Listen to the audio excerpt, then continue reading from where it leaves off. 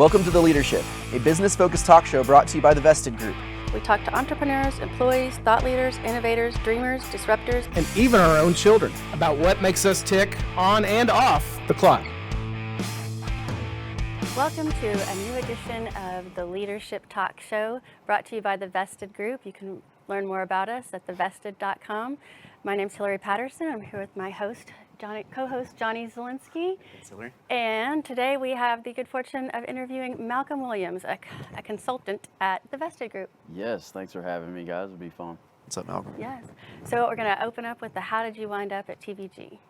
Let's see. Interesting question. So I was working in accounting prior to working with TVG, and I just didn't like it. I hated it. So I actually went online, typed in NetSuite Alliance Partners Dallas, and just blew up everyone's contact us page. And granted, TVG is the only company that actually responded and hit me back. So that was May of 2019. So it's been fun ever since. So I have a funny story about Malcolm. Actually, is in his interview, and you were the most prepared person I have ever seen in an interview. I mean, just he had it. He had all the research and questions, and just he was ready. I remember you in your full suit. I remember you showed up at the office. Yeah. So hold on real quick. Let's talk about that. So I'm standing with Jennifer, and we're standing in the front of the office. And this weird guy walks up to Jennifer as I'm interviewing and says, "Hey, I really have to go to the bathroom. Jennifer, is it okay? I'm sorry. And Who was that? Jennifer looks at him, and she's like, what's wrong with you, Johnny?" And so that's obviously part of the office dynamic, but I didn't understand that at that point. I was like, Jennifer, why is this grown man asking for the restroom? We have bathroom breaks at the TVG. Yeah, so. it's crazy. It was crazy. So you weren't completely prepared for the interview because you didn't see that coming? Didn't see that coming at all. Good No. job, Johnny. Good Jennifer's job. like, every time I do that, she's like, I hate you so much. So tell us about your family, like your siblings, parents, and also like about where you grew up. Yeah. So I grew up, I'm from Arlington, so I'm from DFW. Grew up with my two parents and my younger sister.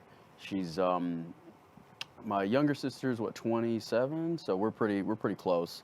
My parents, my mom's in accounting, dad's in auto finance, so yeah, we're pretty close-knit unit.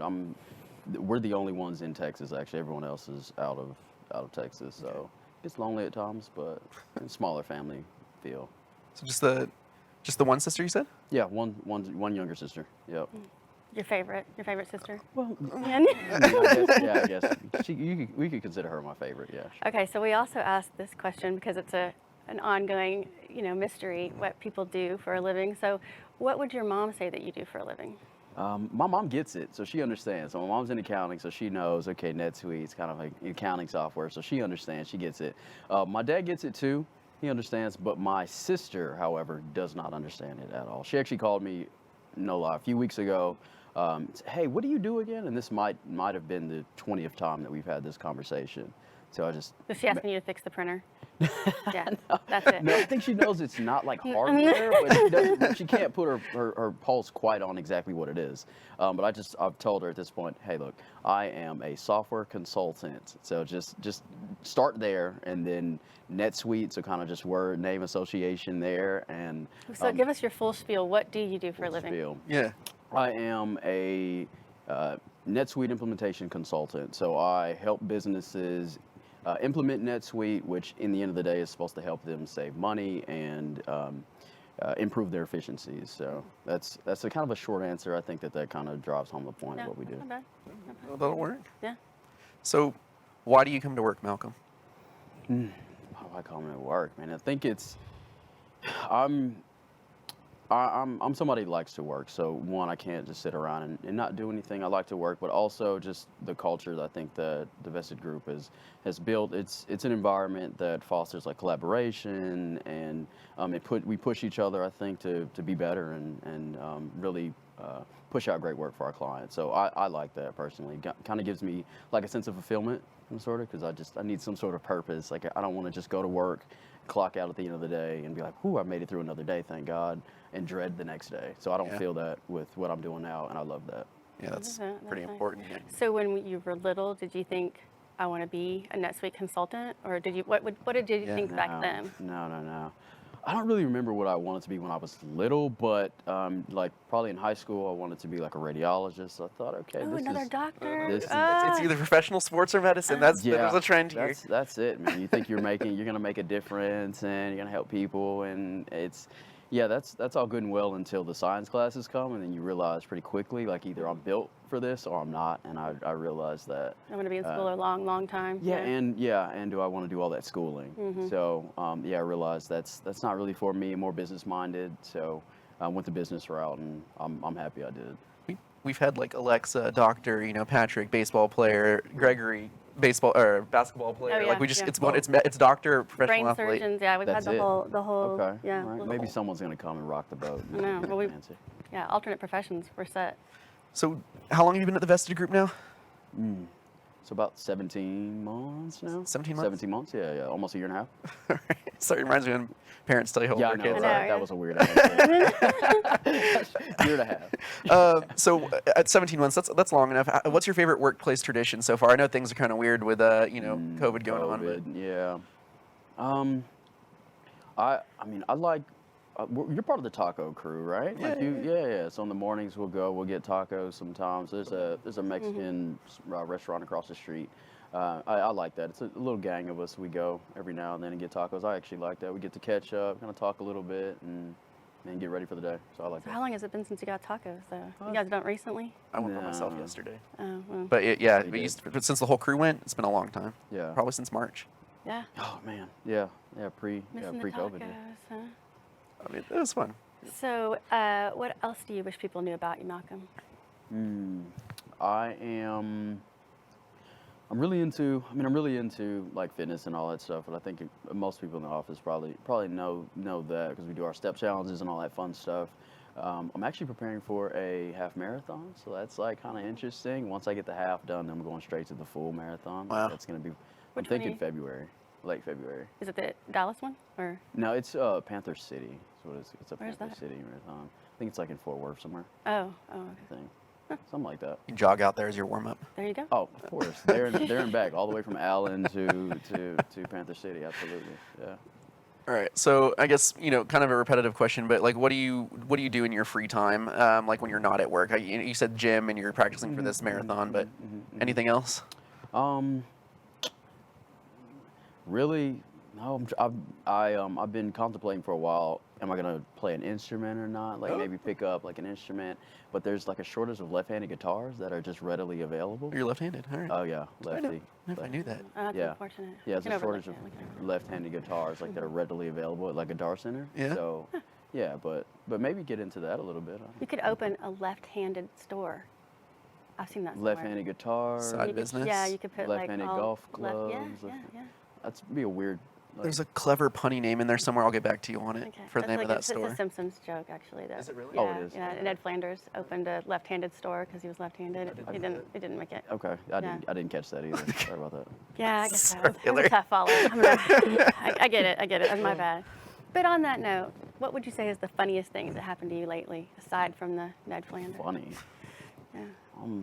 Nothing funny's happened to me. I mean, if you consider riding around in 100-degree heat with no air conditioner, that's kind of funny. I'm not laughing. Yeah. No, nothing funny's happened to me, honestly. But yeah, I mean, it's very hot out. So I ride around with the windows down. I got my shades on. I look cool, so maybe you think I'm cool. there you but go. I'm really just hot. Yeah. How long ago did your air conditioning go out in your car? About 2 weeks ago. Oh, Just man. at least it's starting to cool down a little bit. Like it could have been Yeah. August, right? Yeah, if it was August, I don't know what I've done. I'd be Ubering everywhere or Same. just buy a new car. So I don't know. Well, I think of the crazy 2020, I can entertain myself with a lot of funny memes these days. They're just endless fodder out there for humor. You're completely right. But we won't go into that. All right, so better luck than your AC going out. You walk out of this building today and you find a $15 million lottery ticket. You win that $15 million. What are you going to do with it? Man, after I buy really nice sports car, give my friends and family some money, I'll probably, I don't know, do something responsible with it. I do want to get more into like community involvement initiatives. So one thing I think would be cool, be like maybe partnering with the city of Dallas and doing like some professional development workshops with maybe like some of the some of the impoverished people in the community. I think that would help. Just kind of give them some of the skills to be able to interview or resume writing help or just anything like that. I think that would be amazing. So yeah, it'd probably be that. All right. Good answer. Solid. Yeah, no, I like it. That's good. all right, so this is the question that will actually define everything about you. If you could pick one song to be your entry music every time you walked into a room that would play, what would it be? Tupac, Hail Mary, Mic Drop, right there. Right there. Yeah, That's true. That would be a good one, yeah. I like it. Yeah, yeah. we'd be all in. Y'all like that one? Yeah, no, that's good. That's I mean, a good there's really choice. not a wrong answer, right? But Okay. We've gotten some answers that we don't really know what they're talking about. yeah, Really? yeah. Yeah. No, yours is good though. So, Yeah. what did Janelle have? Like I feel like an opera song or something. Yeah, some opera Yeah, song. things we aren't familiar with. That's It does happen. interesting. Yeah. I mean, so Tupac's this is pretty every room I walk in though. It's Yeah, playing every the time you same walk into a song. room. So keep in I mean, mind. but my audience matters though, right? It's you. It's not the audience. It's Yeah. you walking. It's just in. like that's Yeah. your identity. Like you Yeah. walk in, that's your walk up tune. Here right? I am. I want a newer song to also be part of it, maybe. Yeah. Because I feel like you need to change it. A mashup. You could do a like a. Yeah. So then maybe we could throw in Travis Scott Sicko Mode. I knew it was coming. I knew it. What was that? Travis Scott sicko mode. Oh, okay. Yeah. Funny. For those of you that are TikToking out there. Oh, yeah. All right. So on your Strengths Finder, I remember when we were talking to Heidi, she said that you actually had whether it was several strengths or one strength that was actually found in most CEOs. Do you remember that?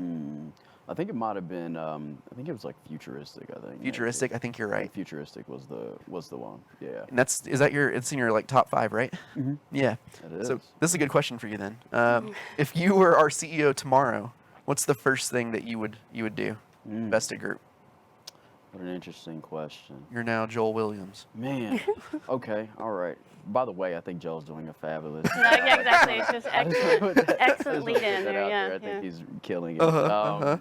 No, I think maybe do some stuff. Maybe look at some ways that we could leverage how great our culture is to like. That because there's a whole industry, right, for like culture curating and all that type of stuff, right? Like how do they get talent and maintain talent? And I think I don't know, maybe it's just a recipe that we have, but I mean I think there's something there that we could kind of package and figure out. Okay, hey, how do we sell this to some people? Maybe I don't know. It's something to think about. I feel You like. should present that to the current something- CEO. You'd be all over that. Something we could maybe. Package and sell our culture, like to help other companies develop that Yeah, to culture. help other country, how to help other companies like retain their talent, right, basically, or to attract talent. So I feel Okay. like nowadays with younger people in the workforce, it's a lot of job hopping, right? They find a better opportunity, they get up and leave. But I feel like in our company, it's less of that because of just people want to come to work. They want to be around each other. So how does a company Taco instill and build that? groups and very limited bathroom breaks. Yes. That's Johnny's magic. Yeah. But you know what? You might want to go a different direction with it, and Yeah, I that's think okay. so. I Yeah. think so. I Spitballing think here. so. Yeah. Yep. I appreciate the suggestion. Yeah. Joe, don't take that one. Don't take that one. All right. Malcolm, thank you so much. You've been an awesome guest today. Yes. I appreciate your time, you coming out here, taking time out of your day to let us interview you. Appreciate you guys watching our show. If you want to find out more, you can look us up at thevested.com. And if you could watch more of our interviews, you'd see them on YouTube under The Vested Group. Thanks, and we'll see you next time.